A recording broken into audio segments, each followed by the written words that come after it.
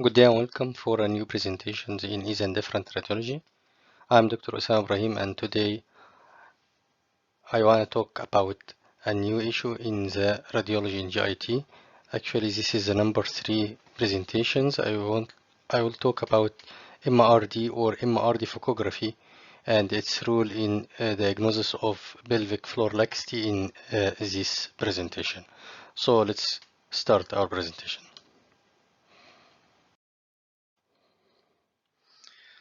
As I mentioned, the learning objective from my presentation today, I will talk about case study from my daily work cases to highlight the role of MR defecography in diagnosis of pelvic floor laxity.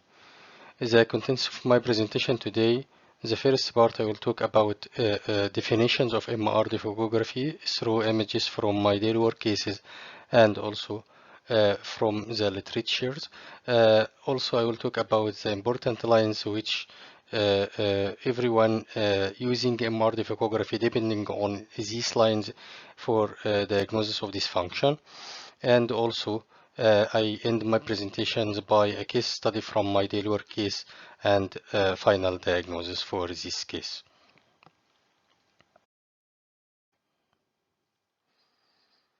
First of all, MR defecography. What is the MR defecography and what is the definition of the MR defecography? MR defecography, as this image is depend on injections of gel into the rectum and then making this gel to enter the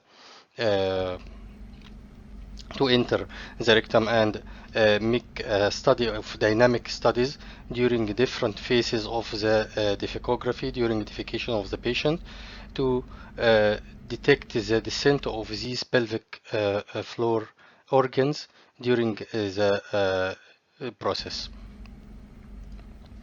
So, magnetic resonance MR defecography is a non-invasive test that uses magnetic resonance imaging to obtain images at various degrees of defecations, as I will discuss it in details in the next slides.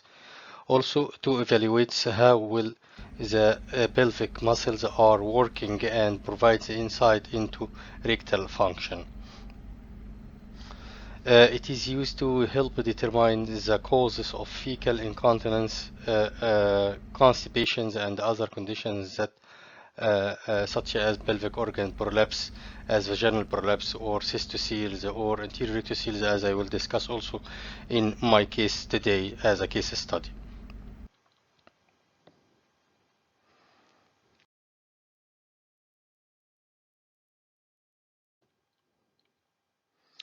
So MR defecography, as I mentioned, depends on dynamic images and depends on 4 phases, imaging of the rectum in 4 phases. The first phase during the rest, and then during squeezing, which meaning elevations of the rectum or in rectal angles become more acute with that line. The third phase is straining without defecations, and the last phase is defecations, actual defecations. And sometimes patients cannot make defecation, so we'll depend on the maximum straining in our measurements.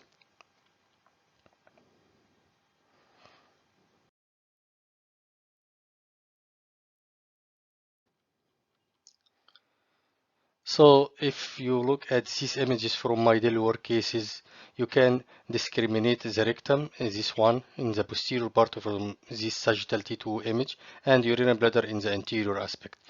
Anterior to the urinary bladder, there are symphysis pubis, this is a bony structure, and posterior at the end of the film, there are the sacrum.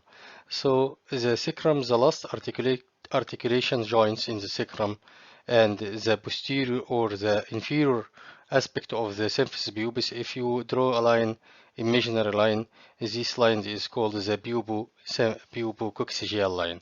And this line is very important lines to depend on it during making study for the pelvic floor dysfunction through MR defecography. So this is the rectum, and this is the anus or anal canal. The anorectal angle here is very important structures which I depend on it, and its relations to this line to discriminate if there are abnormality, or even if there are abnormality, I can discriminate and recognize the degree of abnormality if it is mild, moderate, or severe. Sometimes it's called 1, 2, and 3. The second organ which I study in this MR defecography is the uterus, and the uterus have myometrium, endometrium, and outer layer, and this region is the uterus, and that part is the cervix, and the cervix in relations to the vagina is the other point which I put it as a point of interest during this study to study its relations to that pubococcygeal line. The anterior compartment of the pelvic floor organs is the urinary bladder, and the neck of the bladder is the point which I depend on it during measuring its distance from the pubococcygeal line to detect if there are any abnormality.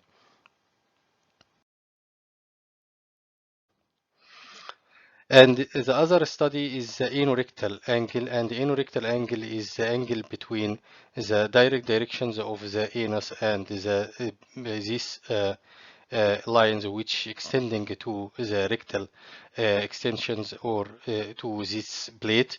So this angle normally between 180 and 127. This angle in squeezing phase, this is during squeezing phase should be more acute due to elevations of the anorectal, and this plate become more acute less than 20 degree, about 20 degree from the measuring during rest.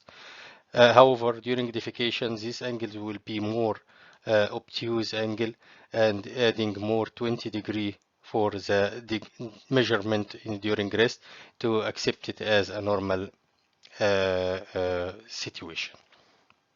So this is another study of the anorectal angle, which also give me informations about the function of the rectum or anorectal muscles during different phases of the study, squeezing, rest, and defecation. The next part from my presentation today, I will talk about the important lines which everyone using MR defecography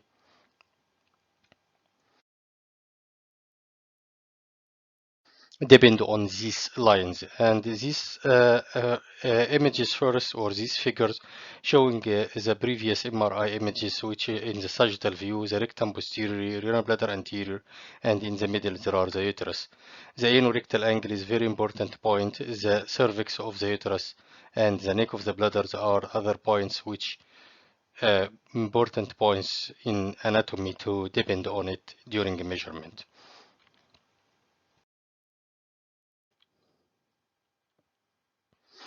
And this is another diagrams which is showing there are three compartments of the pelvic floor organs. The anterior compartment, which including the urinary bladder, and if there are any abnormality in this descent of the neck of the bladder, it is called cystocele or urethrocoele, and or hypermobility of the neck of the bladder.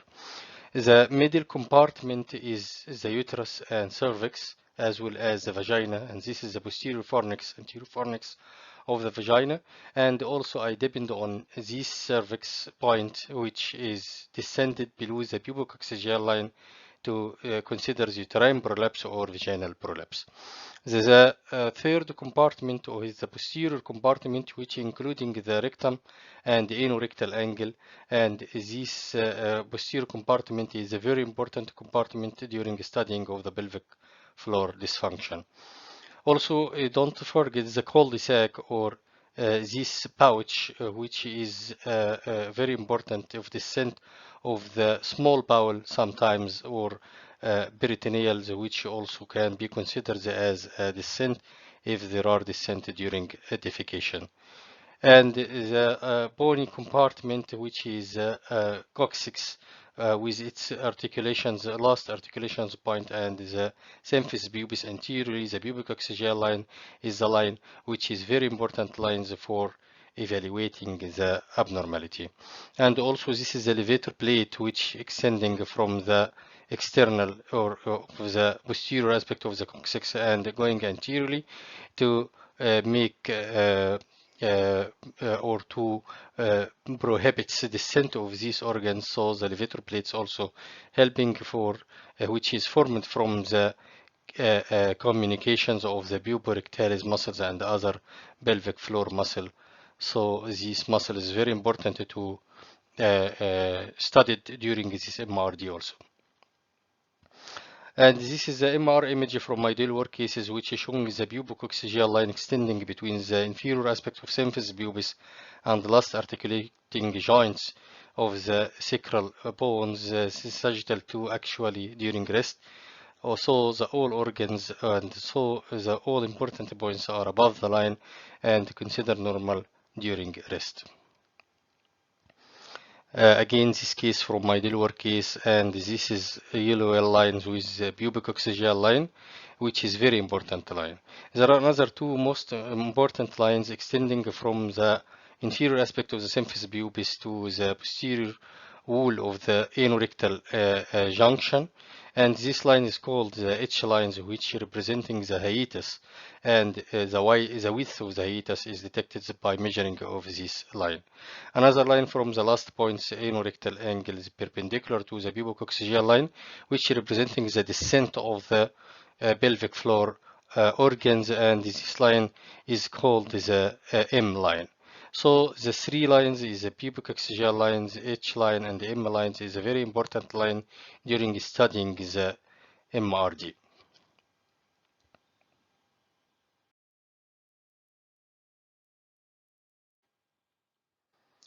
The pubococcygeal line is defined as a line extending from the inferior edge of the pubic symphysis to the last coccygeal joint. However, the H line is extends from the inferior border of the pubic symphysis to the posterior wall of the rectum at the anorectal junction, and this line is representing the anterior posterior width of the levator hiatus. M line is a line perpendicular line for ABCL to the H line, and this line representing distance of the levator hiatus descent. And now with the last part from my presentation today, which I will talk about the case study from my daily work cases. And this case study for a lady aged 39 years old and presented with chronic constipation and pelvic pain.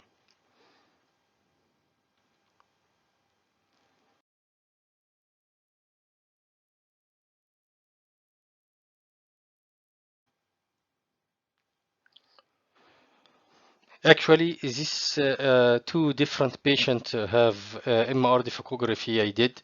Just I put both cases together to compare the descent in the two patients. As we see here, there are defecations, and this is during defecations which patient cannot able to complete defecation, so we depend on the maximum strain. If we return the video again for this patient separately, we can saw this defect, this descent in the rectum, and this descent of the urinary bladder below the pubococcygeal line, which is considered as a cystocele grade.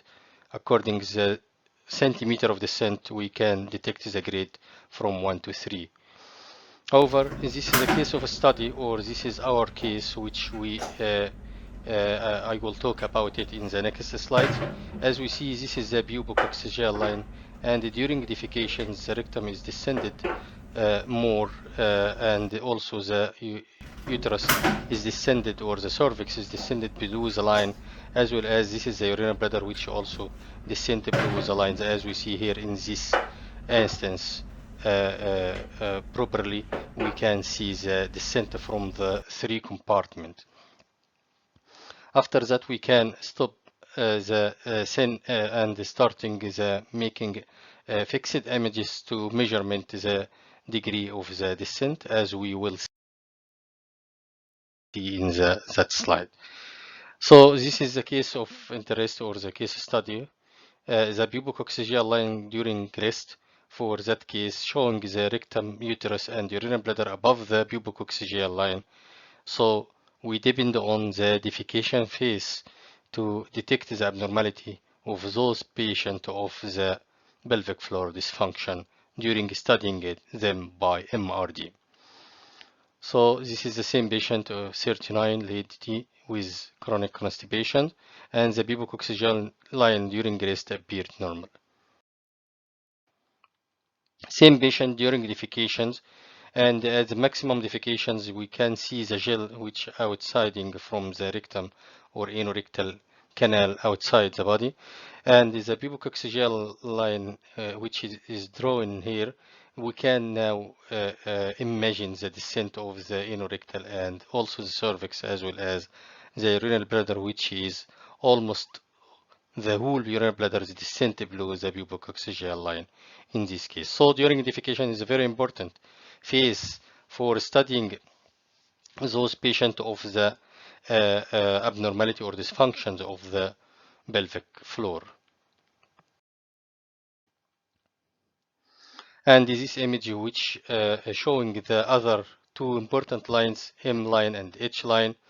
And the H line here, this one, and which is referring to the hiatus width, and M line which is referring to the descent. These lines in my patient measuring H line measure 8 centimeter normal until 6, and M line measuring 6.6 centimeter, that one which referring to grade 3 descent of the anorectal canal below the pubococcygeal lines normally until 2.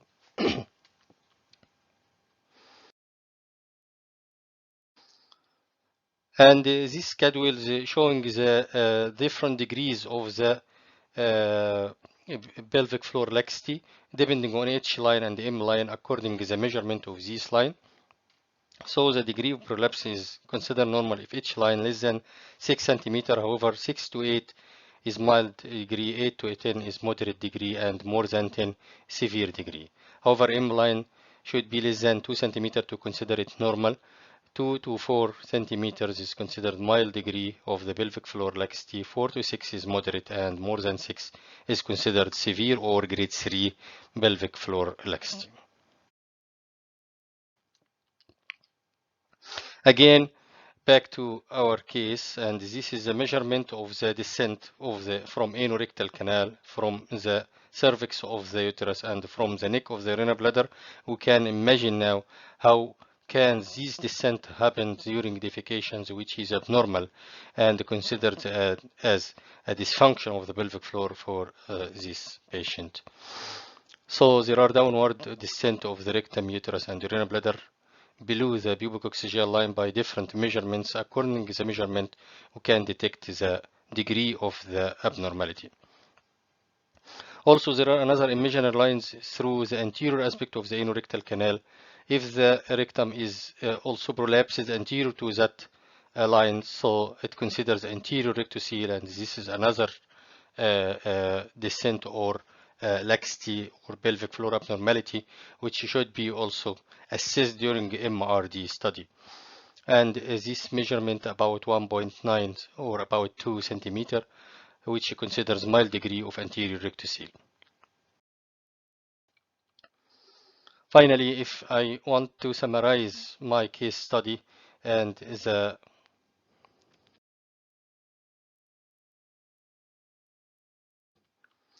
measurement, there are grade 3 pelvic floor descent with rectal prolapse as we saw, and grade 2 levator hiatus widening due to widening of each line, and also grade 2 cystocele due to descent of the urinary bladder pubococcygeal line, and also grade 2 vaginal prolapse or uterus prolapse due to descent of the cervix of the uterus, and grade 1 anterior rectocele due to anterior bulging of the rectum.